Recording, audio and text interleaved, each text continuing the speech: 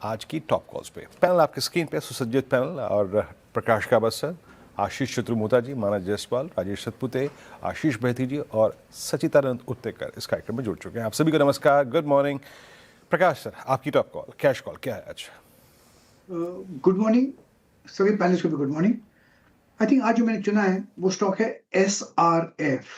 उसका रीजन ये है कि काफी हद तक जो गिरावट आई है वो अब थमी हुई है, अब नीचे रेसिलियंस है ऑन द डाउन साइड, तो अपमूव पॉसिबल है यहाँ से। ना SRF ट्रेड करा है 2895 पर, मेरे ख्याल से 2875 पर स्टॉप लगाएंगे, करीब 20 रुपए का।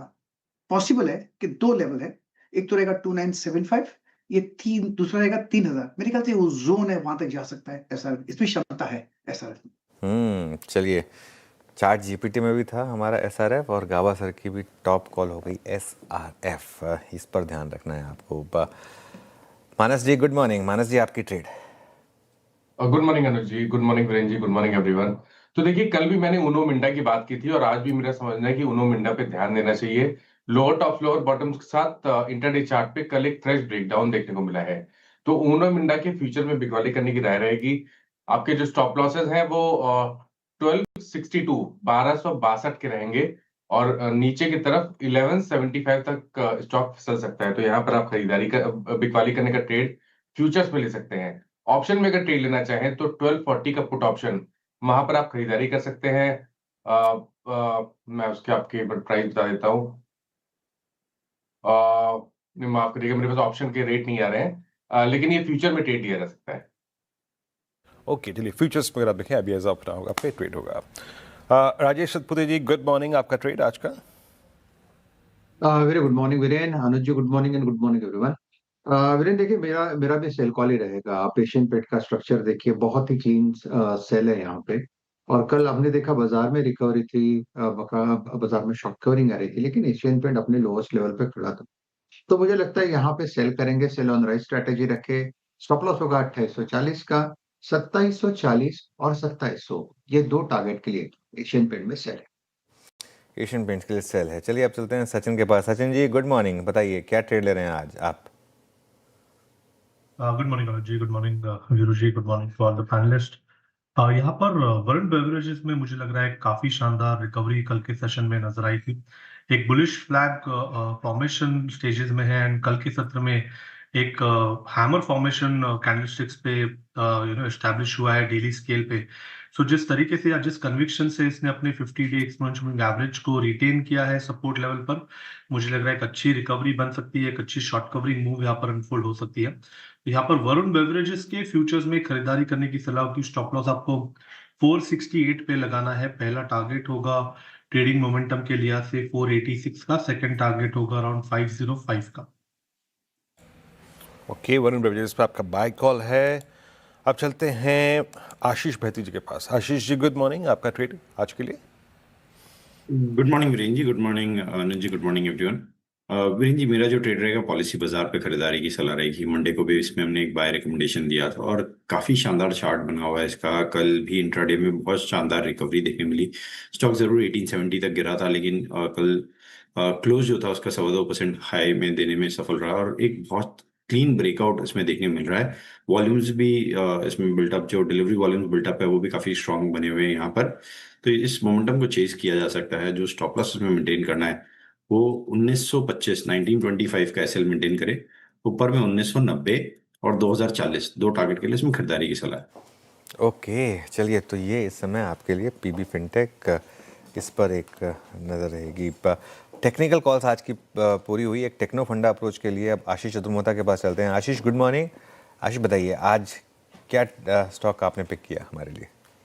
गुड मॉर्निंग अनुज, गुड मॉर्निंग वीरेंद्र। तो देखिए, हमारा जो कॉल रहेगा वो मेटल सेक्टर पे रहेगा और हम देख रहे हैं कि जिस तरह से अभी सिल्वर में एक बड़ी तेजी देखने को मिल रही है और यही अगर से हम देखें तो कॉपर में भी एक काफी बड़ी तेजी देखने को मिल रही है। आप अभी हिंदुस्तान जिंक का जिक्र कर रहे थे और उसी लाइन पे हमें लगता है कि हिंदुस्तान कॉपर एक स्टॉक है जो हमें काफी पसंद आ रहा है, क्योंकि इसके अंदर में आप देखेंगे कि अगर इस कंपनी की हिस्ट्री आप देखें तो ये करीब 3.5 मिलियन टन का प्रोडक्शन अभी तक कर रही है, बट इनकी जो इनका जो एक्सेस है रिजर्व्स पे वो ऑलमोस्ट 45% इंडिया के कॉपर रिजर्व्स पे कहीं ना कहीं हिंदुस्तान कॉपर का वो है।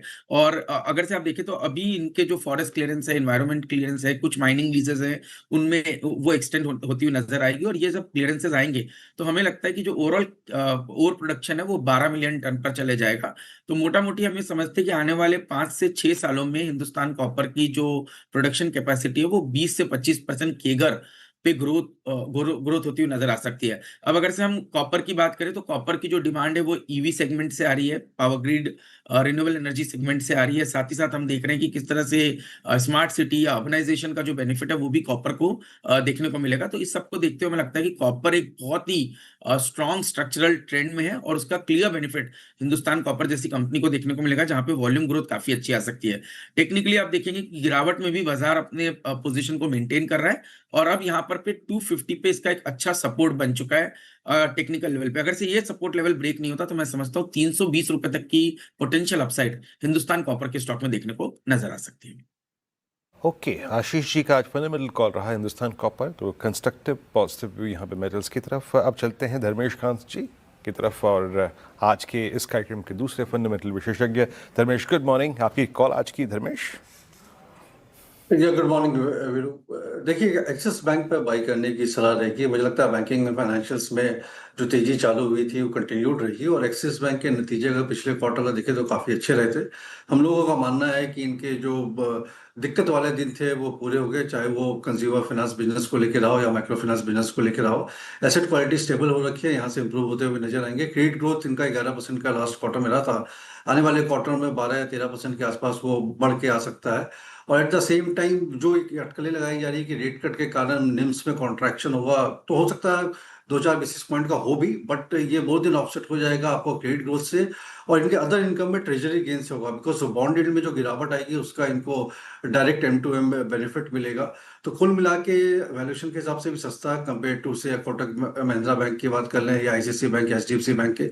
1400 के नियर टर्म टारगेट, ये मध्यम अवधि का टारगेट है, 3 से 4 महीने के लिए एक्सिस बैंक बाई करके चल सकते हैं। एक्सिस बैंक बाय करके चल सकते हैं, ये हो गई धर्मेश जी की पिक। चलिए मैं सारे के सारे स्टॉक्स आपके लिए रिकैप कर देता हूँ, उसके बाद आगे बढ़ेंगे। गावा सर ने सबसे पहले SRF की वकालत की। SRF में आपको स्टॉप लॉस लगाना 2875 का, टारगेट रहेंगे 2975 से 3000 के। मानस जी ने उनो मिंडा सेल करने का कॉल लिया, यहाँ पर 1175 के टारगेट है, 1262 का स्टॉप लॉस रहेगा, चाहे तो 1240 के पुट भी ले सकते हैं आप। एशियन पेंट्स, कल रचना जी ने सेल बटन प्रेस किया था, आज Rajesh ji cell button press कर रहे हैं यहाँ पर 2840 के स्टॉप लॉस के साथ। 2700 से 2740 के टारगेट रहेंगे आपके लिए यहाँ पर। सचिन जी ने वरुण बेवरेजेस बाय करने की बात की है, 468 के स्टॉप लॉस, 486 से 505 के टारगेट। आशीष बहेती जी की पिक है पॉलिसी बाजार, 1925 के स्टॉप लॉस के साथ आपको बाय करना है। फंडामेंटल नज़रिए से देखें तो हिंदुस्तान कॉपर आशीष चतुर्मोहता की पिक है और एक्सिस बैंक धर्मेश जी की पिक है 1400 के टारगेट के साथ।